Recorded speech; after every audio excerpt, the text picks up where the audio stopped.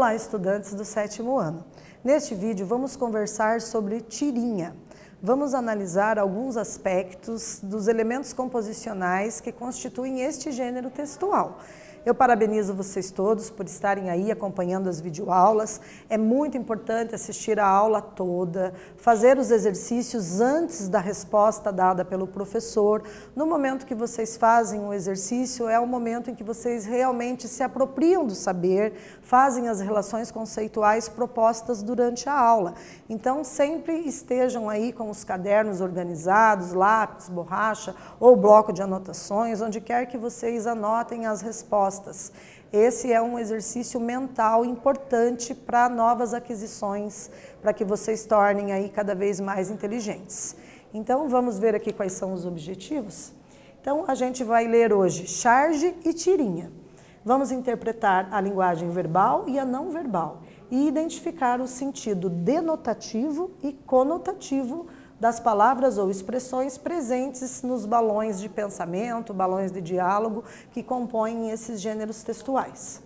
Então, para começo de conversa, você percebe alguma semelhança entre a charge e a tirinha? Já pararam para observar ali atentamente os elementos composicionais da charge e da tirinha? Existem algumas diferenças e aí a gente vai analisar com maior profundidade aí ao longo dessa discussão.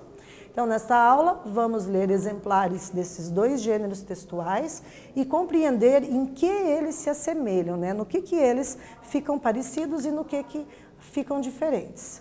Então, vejamos aqui as características de uma charge. A charge pode ou não apresentar diálogos em balões. Utiliza-se da linguagem verbal, que são as palavras, e não verbal, que são as imagens, ilustrações, desenhos, formato dos balões. Retrata situações da atualidade, refere-se a um acontecimento do cotidiano geralmente, né?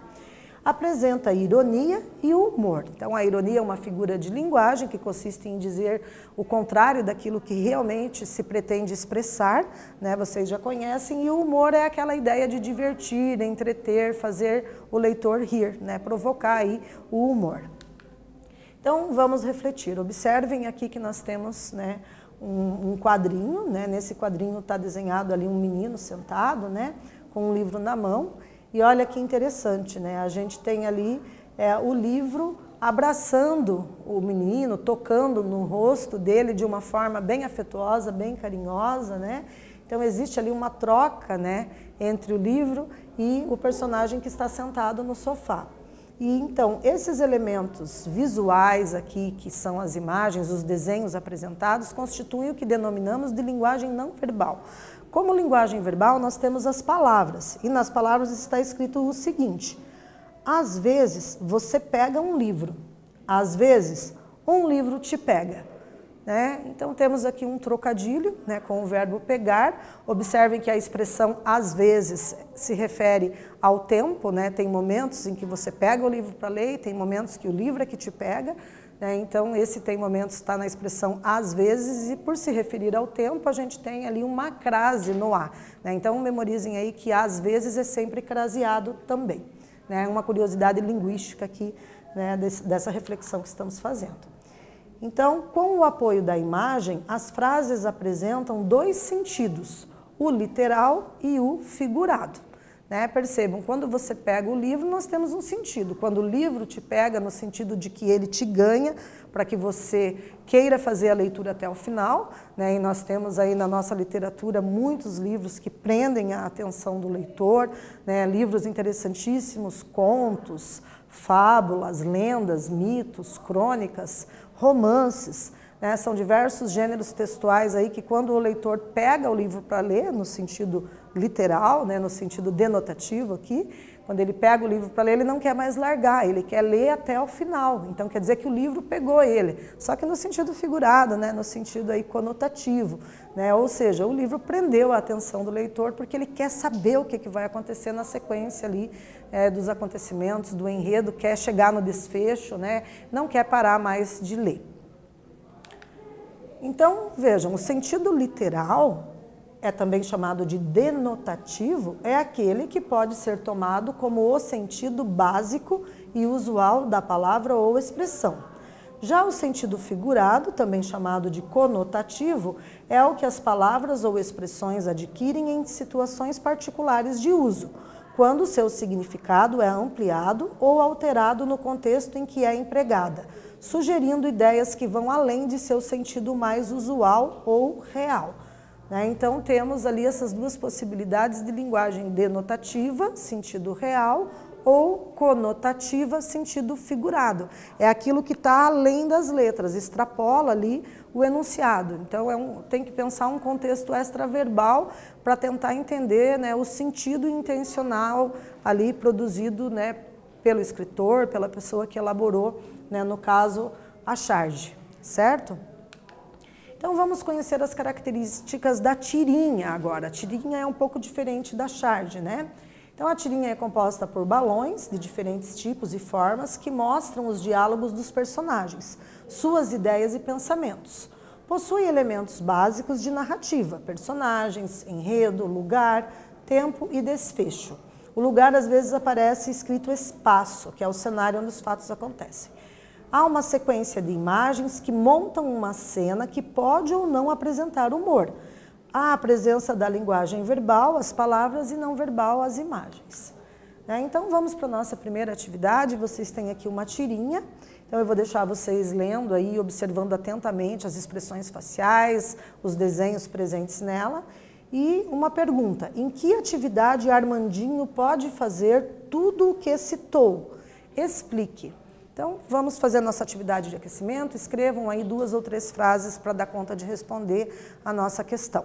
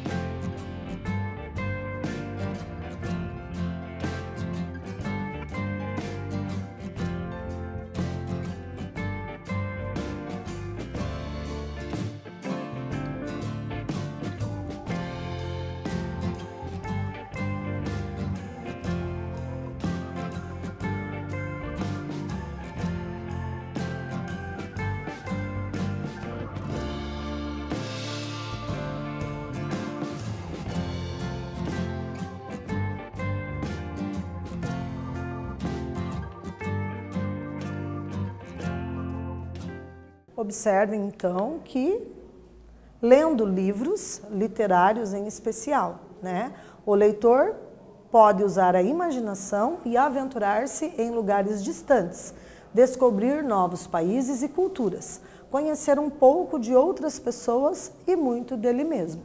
Então essa é uma sugestão, né, para a gente interpretar ali em que atividade o Armandinho pode fazer tudo o que citou, né? Ele pode fazer tudo aquilo que ele mencionou lá na tirinha, lendo os livros, né? Então vamos retomar aqui a tirinha. Observem que no primeiro quadrinho nós temos os elementos da linguagem verbal, né? Ele diz assim ali: para aventuras em lugares distantes, descobrir novos países, culturas diferentes, conhecer um pouco das outras pessoas e muito de nós mesmos. Consulte seu bibliotecário, né? De que forma que vai ser feita então essa aquisição de saberes e de outras culturas? Né? Consultando o bibliotecário, você vai poder ter à sua mão aí um leque bem diversificado de leituras possíveis para enriquecer o seu intelecto. Ok? Então, continuando aqui, vamos para a nossa segunda atividade. Então, vocês têm aqui de novo a tirinha, né? E a pergunta aqui: você sabe quem é o bibliotecário? Já ouviu essa palavra? Já conversou com alguém que ocupe essa função? Por que Armandinho indica consultá-lo? Por que o Armandinho sugere que é interessante você conversar com essa pessoa, esse bibliotecário, para ter informações a respeito dos livros? Então, um tempo para vocês responderem a mais essa questão.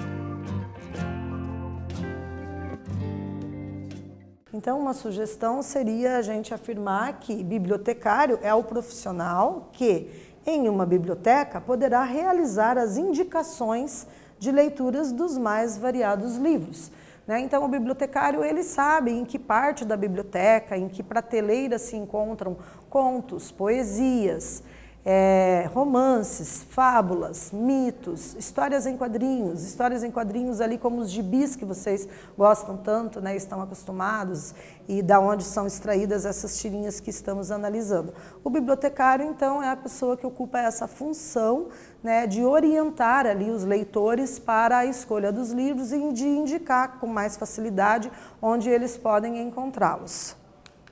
E vamos para a nossa terceira atividade.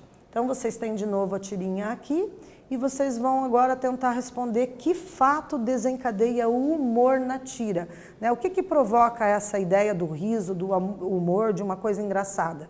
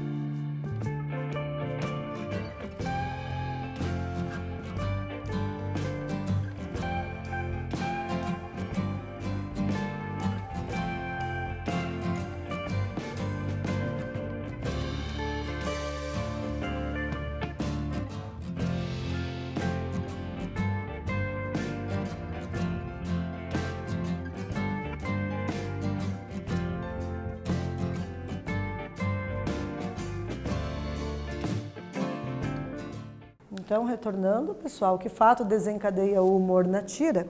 Então, a gente pode afirmar que nos dois primeiros quadrinhos, Armandinho parece estar falando sobre viajar. Porém, no último quadrinho, vê-se que, na verdade, ele fala sobre leitura. A quebra da expectativa criada entre o primeiro e o último quadrinho é o fator responsável pelo humor, né? Então, ele fala em viajar, o leitor cria uma expectativa, né? Será que ele vai viajar para Disney? Será que ele vai viajar para alguma praia? Enfim, e essa expectativa ela é rompida, ela é quebrada lá no último quadrinho, quando se percebe que essa viagem é feita por meio das leituras possíveis aí dentro dos nossos textos literários. Então, agora vamos trabalhar um pouquinho aqui nesse slide com a charge. O que a charge e a tirinha têm em comum, né? Quais são ali as suas especificidades? Então, vejam que tanto a charge quanto a tirinha apresentam linguagem multissemiótica, composta por elementos não verbais e verbais. Então, multi, né, que representa múltiplo, ou seja, vários sentidos, né, várias formas de expressão. Nós temos os desenhos, ilustrações, balões que podem indicar pensamento, diálogo, podem indicar explosões, onomatopeias, né? Então é um composto híbrido de linguagens. Temos ícones ali, podemos ter símbolos e etc. Então por isso que é multissemiótica, porque permite ao leitor produzir vários sentidos, né, quando ele para analisar os elementos que estão presentes ali nesses tipos de gêneros textuais. E as palavras verbais, né? Verbais se referem às palavras ali presentes, né, nesses textos de charge e de tirinha.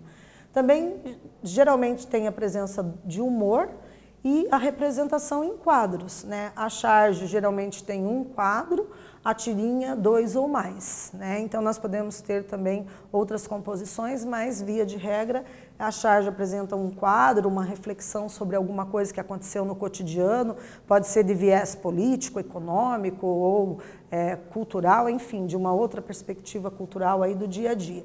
E a tirinha já tem mais quadrinhos ali, né, para expressar os pensamentos, os diálogos e os desenhos.